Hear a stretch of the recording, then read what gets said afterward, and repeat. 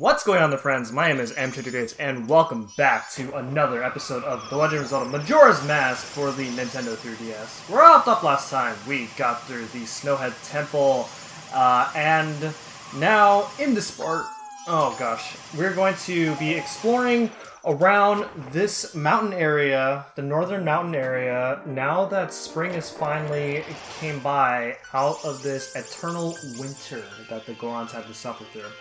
The first thing that we're going to do here is I am back over here near Snowhead Temple, and we are going to go to the Great Fairy Fountain now that we have obtained all the 15 stray fairies in Snowhead Temple, and we're going to see what reward the Great Fairy is going to give us this time. She says she's going to grant us with a new sword technique. I'm very excited to see what it's going to be. Now, I am very good at recording videos because I recorded 1 hour of this episode, and then I found out at the very end when I was doing some audio editing that I forgot to save my entire recording of my audio, which means that I'm going to be post-commenting throughout this entire episode for this part. And which is something that I didn't really want to do, but super unfortunate, because I really like how the commentary was going in this episode, and then now all that is gone. I can't believe it. But anyway, we get our new sword technique from the Great Fairy, and it's basically just an upgraded spin attack. In the original N64 version, the reward you get for getting all the stray fairies in Snowhead Temple is double magic, which is the reward that you get for completing Woodfall Temple in this version. And then now in this version, we get the upgraded sword technique that you would have gotten in Woodfall Temple in the original version. So they basically just swap it around. So as you saw earlier there, that is what the upgraded spin attack looks like. It's pretty much a spin attack with longer range, and it takes up magic, which I don't really use very often. But it could be helpful if you're up against a whole group of enemies that you need to take care of them really quickly. Okay. And now that we're done with that, I don't really know if it's actually faster to warp out of there to over here. I assume it is by just a little bit, but either way, we're going to go and head back to the mountain village, so that way we can explore around this place. So this is what this place kind of looks like in the springtime now. As you can see, we have newer enemies, as well as the white Wolfos have now been turned to regular Wolfos, which regular Wolfos are weaker than white Wolfos. Take a little bit less hits to beat them. Okay, so this area over here was originally on ice. We couldn't really do anything about it, but now we can. And this is the big Goron here. Wants a powder cake? Powder cake explode powerful blasts. Until I've tested you to see if you can use them properly, I can't let you use any on your own. Want to give it a try? Sure. If you can destroy the boulder that blocks the entrance to the Goron racetrack, then I'll let you use the powder cake I'm about to give you. Then, I'll give you approval to carry them. Alright. Actually, the reason you would know about the Goron racetrack is that if you can actually, right after you beat the dungeon, you can actually go back to the shrine and talk to the elder who's going to be in there, and the elder is going to congratulate you for being a hero, and everyone's going to celebrate and be like, Darmani's the hero of the Gorons, and then he says, why don't you go try your skill out at the racetrack. And so we go there, you go to the racetrack, and you're going to find out that's actually blocked off. So now we actually gotta go to where the racetrack is. And we have to carry this keg all the way over to the racetrack. And you can't roll while you're carrying, so we have to walk all the way over there. And walking around as a Goron is really slow. So you actually do have a limit of time, just like what the Goron says. And you can kind of tell how much time you have to get over to where you need to put this at by looking at the wick of the keg. And so if you're seeing that the wick of the keg is like really short, then it probably means you have a very short amount of time left. You also want to make sure you don't hit this thing. So you can actually roll into it and it breaks, and then it sucks, and then you gotta go back to the Goron to get another one. So this is something you want to be careful with. So what you want to do here is you want to throw this keg up any slope and then just roll up. What do you have to say here? Ah, darn me! Now that it's nice and warm out, I'm much better. Even if my daddy isn't right beside me, I won't be selfish and cry. So now that spring has come, the Goron race should be starting soon. But this rock is in the way, so I can't go in and see the race. And spring's just started too. I was so excited, but there's nothing I can do. I hate it. I want to see it. I want to see the race. Don't worry. I have a huge explosive. You might want to move out of the way, though. So what you want to do there is you want to place it down, and you could wait for it to explode. Or, like I said earlier, if you hit it, then you can make it explode faster, which is what I did there. You just use an arrow, just step away, because the keg hurts if you get hit by the explosion. Alright, and now that we have succeeded in that, the kid is going to go inside. We passed the exam. Victory! Now it's time to tell the big Goron. But we're not going to do that right now. Instead, we're going to go and head inside the racetrack. And here it is, the Goron racetrack. Now, this is kind of insane because, you know, the kid just went inside the racetrack, and then when you go inside, there's also these Gorons, which the only explanation I could think of about these Gorons being here is that they were either trapped in this racetrack while the rock was in the way, or they must have got frozen and then they got thawed when spring came around. I don't really know. It makes no sense. But anyway, this is the racetrack right here. So it's a race against us and a bunch of Gorons. So what you can do, which I didn't exactly do it right, is you can get yourself a head start, so that way you can kind of get yourself a little bit of an early lead. You probably want to do that. There are these green pots that you see around this racetrack that you want to roll over, so that way you can get magic, because as you know, when you roll in full speed, you consume magic. So make sure you run into as many green pots as you can. So this racetrack, it can be either easy or difficult, and there's not really an in-between. And the reason is that these Gorons have pretty bad rubber banding. And so rubber band is, if you're not familiar with it, it's a very common terminology in a lot of kart racing games, where you can go as fast as you can, but the opponents are always going to catch up to you. And so that's what's happening over here. Otherwise, if this wasn't the case, this race would be really easy. But this is not the case, so gotta deal with this. Oh, come on, we're so close! Come on! Oh my goodness, I did it first try! That was so crazy. Wow. If only this was live commentary, then my reactions would be a lot stronger than this.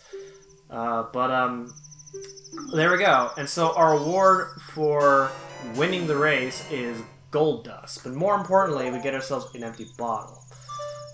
So gold dust is actually going to be important for later on in later parts of the game, which I'm not going to be covering in this part because I actually want to make time for other things in this part. Since this is a bit of a long session. I have a lot of things planned out, and we're kind of pressed for time at the moment. So we're going to not worry about the gold dust for now. Instead, what we're going to do is we're going to go ahead and head on back and let the big Goron know that we have successfully reopened the racetrack. It looks like you managed to succeed. Knowing your skills, I feel fine letting you handle the powder keg. It was bad for me to put you through such a dangerous test. I want you to take this as my apology. And so with that, we get ourselves another powder keg. And you can only carry one at a time. which makes sense considering how big those things were. But more importantly, that actually gives us a license that you can get powder keg anytime that you like, which is awesome.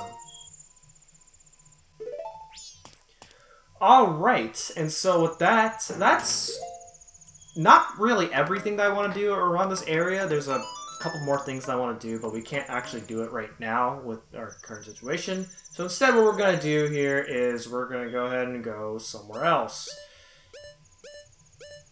And the place I'm going to go to is actually not Southern Swamp. I was trying to look through my notes to see if I actually had time to do something. Well, I was going to do something in Southern Swamp, but then as I was doing something, I found that I wasn't going to actually complete it on time, so I bailed and then went back here to Clocktown. So in the first midnight, you can actually, there's a guy hiding behind that tree, and he's going to say that he's not doing anything suspicious. Really?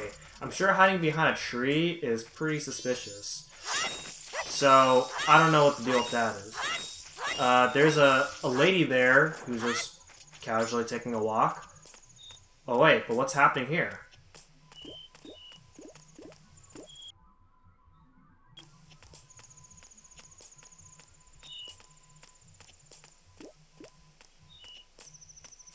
Oh my goodness, you just hit her. How could you do that? Oh my goodness. Disgraceful. How could you do this? Alright. So then what we gotta do is we gotta go ahead and chase after him. He runs really slowly, so you have a lot of time to catch him. But if you somehow let him go, then you fail. And then you can't do the side quest anymore. So she's gonna thank us for that, and she says, like, oh, you should use this mask to hold your own fireworks show.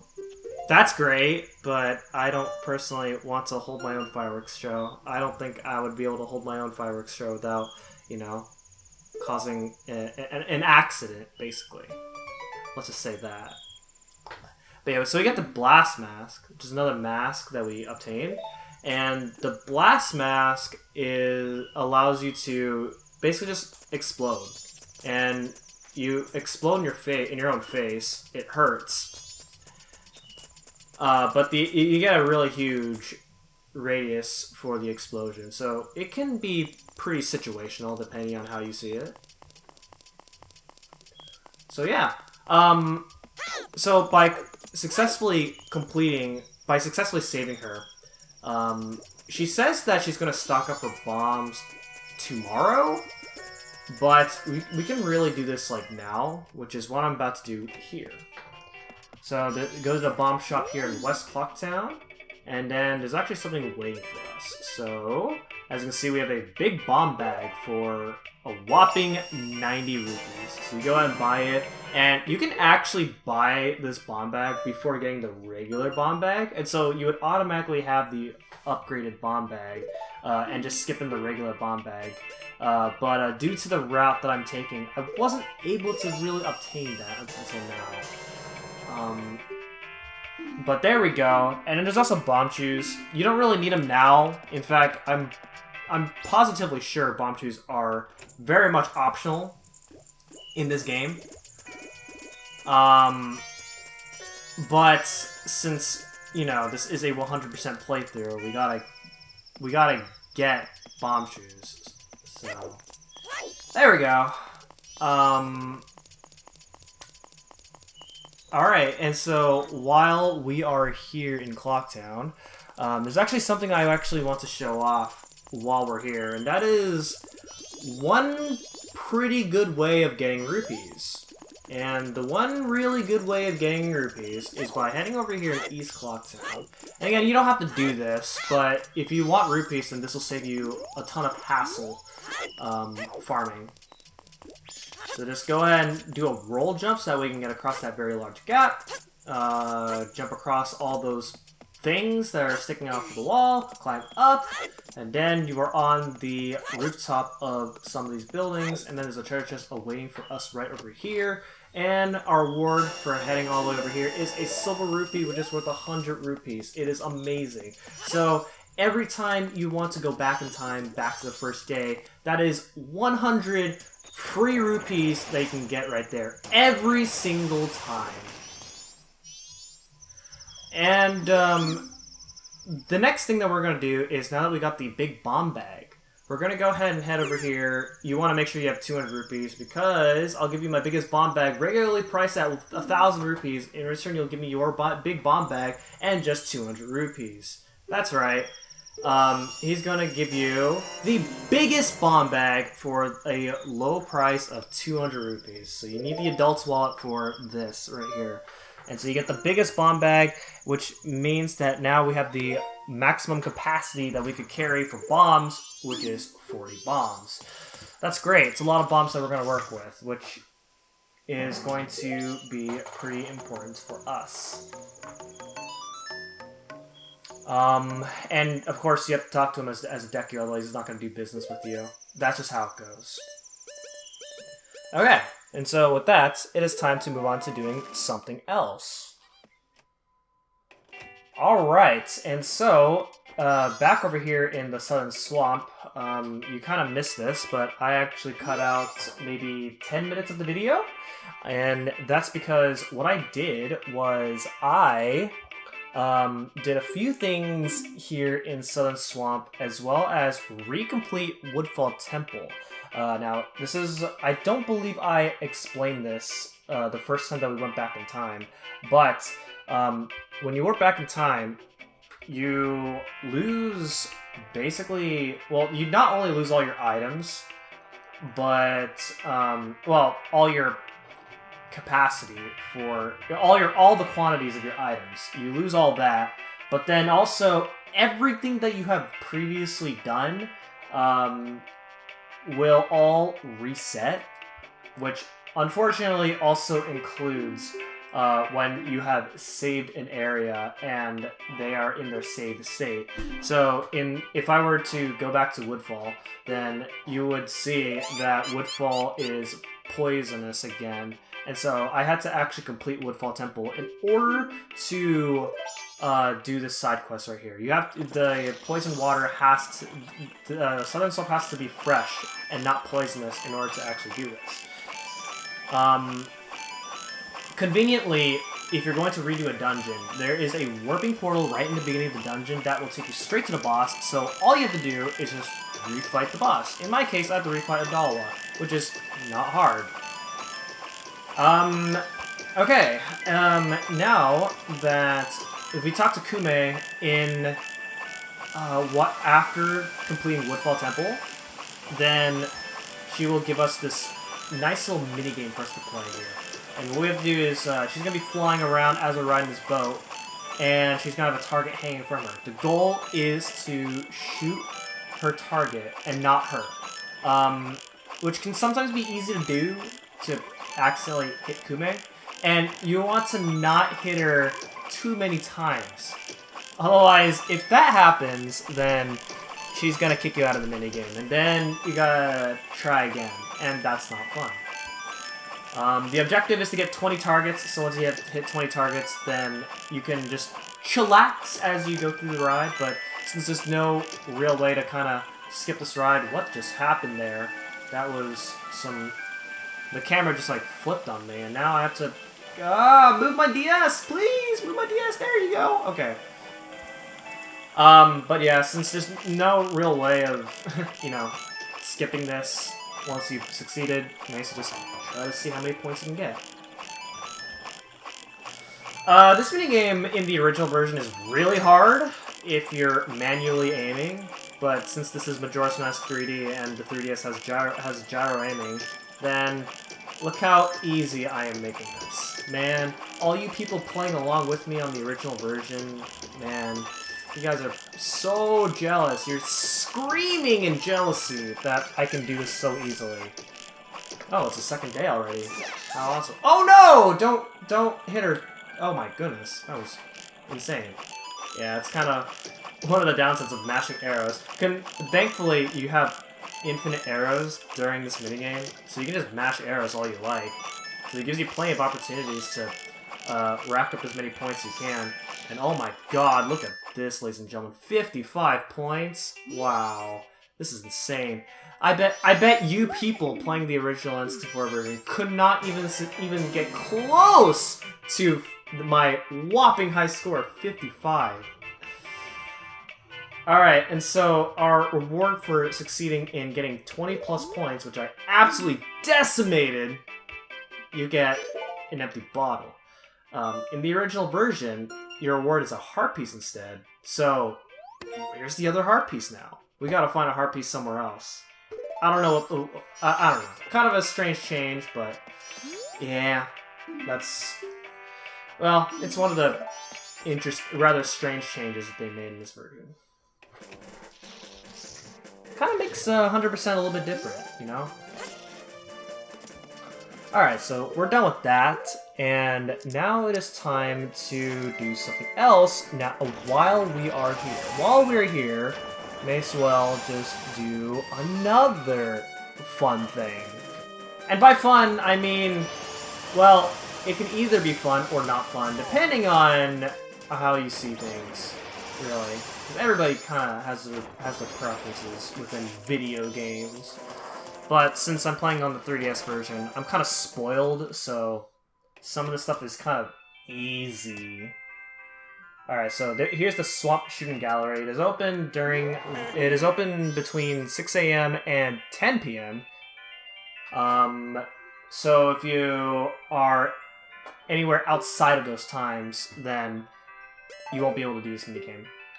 Also, I realize I have no rupees. So, I will be right back and get more rupees, because, yeah. Okay, look at that, I'm back.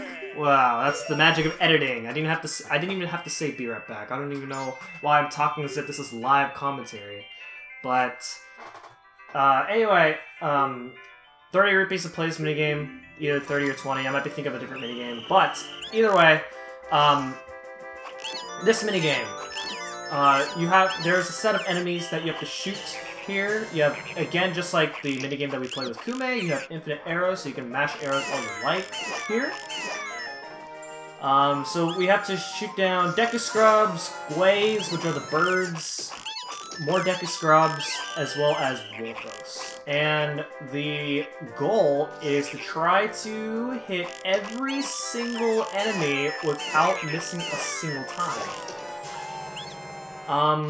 And it's actually a lot more lenient than it sounds, as you have multiple chances at defeating these Deku Scrubs. These Gways move really slow, so you shouldn't have too much of a problem trying to aim for these crows, or Gways. I just called them by their actual names, and then I just called them something else. It's great. I love Legend of Zelda enemies. However, the trickiest enemies to get are Wolfos, because you only have one chance. If you miss a single Wolfos, oh man, you did not succeed in the game anymore. But, you know, that's not really so much of a problem for me, right? Because, you know, this is Majora's Mask 3D and not Majora's Mask, so I'm spoiled. This minigame is so easy. Look at that. If you get a score of 2120, then that means you achieved a perfect score, and then any time that you had left over after that will give you extra points. And so with that, we have succeeded in that minigame, and our reward for that is a large quiver. So this is our first quiver upgrade that we get, which is going to allow us to carry more arrows. That's awesome. However, you can get another reward if you do this again! Because once was surely not enough. So, let's do this. So, the objective is to get a new personal best, basically. So if you've already achieved a perfect score the first time in record time, then this minigame then the second time through can be hard. So what you can do for your first time is you could just like take your time as long as you get a perfect score of 2120. That way you can have an easy second time through. Otherwise, since I did it moderately fast the first time, I have some work to do. But it shouldn't be that bad, hopefully. I'm already at 1890. I'm already have like 40 seconds spare here. Oh my goodness. Oh my goodness. Look at this. 42:06 left to spare. Wow. That's like... That's crazy. This is a new personal best. Actual personal best. Man, again, I bet all you people playing along with me on the N64 version are screaming in jealousy at my unfathomed skill at this minigame. Because I'm so spoiled just from playing this game on the 3DS. But, yeah, so our word for that is a heart piece. So you want to do this minigame twice.